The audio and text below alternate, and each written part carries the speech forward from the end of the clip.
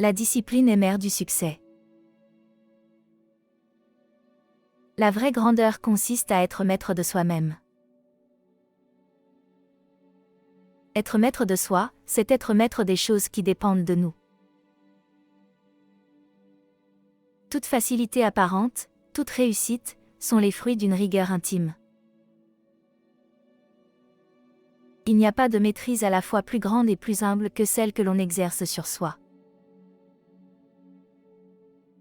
Celui qui prétend faire plier les hommes et les événements doit se rendre d'abord maître de lui-même.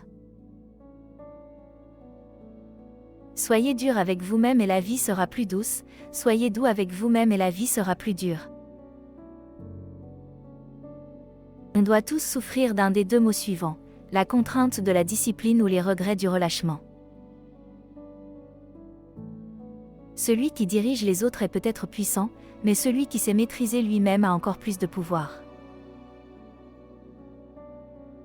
On distingue l'homme exceptionnel de l'homme ordinaire, car si le premier est très exigeant envers lui-même, le second ne s'impose rien. Après avoir lu la biographie de grands hommes, j'ai compris que la première victoire se remportait sur soi-même. L'autodiscipline vient toujours en premier.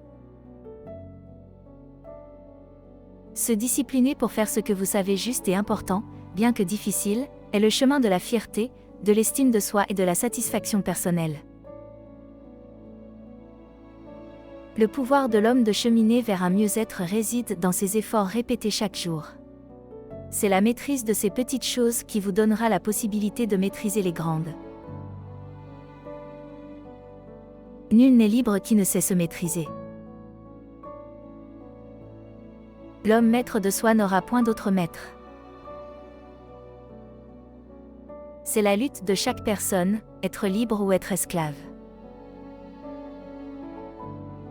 Je suis le maître de mon destin, je suis le capitaine de mon âme.